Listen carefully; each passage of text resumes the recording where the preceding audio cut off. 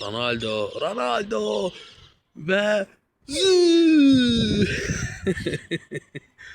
Ömer, bu sezon neçənci qolunuzdur? 1950. Normalde neçə gol vurmusunuz? Danışın. Siz Qarabağ Futbol Klubunun gənc altyapısında iştirak edirsiniz və 500 tane gol vurmuşum. inşallah. Və siz indi hal-hazırda Qızıl Topa ən namizəd adamsınız. Öz sevdiklərinizə nə demək istəyirsiniz? Yaxşı oynayıram, mənim də oyunçularım yaxşı oynayır, maşallah. Sən oyunçusan, sən özün oyunçusan, Ömər. Mən Normal danışlar iştirak edə. Hə, müsahibə versin də danış. Mən özümə söz vermişəm ki, qızıl topu alacağam və Real Madridə gedəcəm.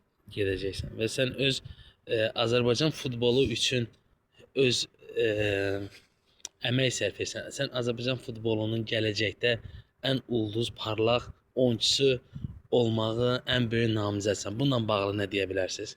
Bundan bağlı demək bilərəm ki, ola bilərəm. Mən Olacağam. Ronaldo'dan da yaxşı oynayacağam. sağ olun, çox sağ olun.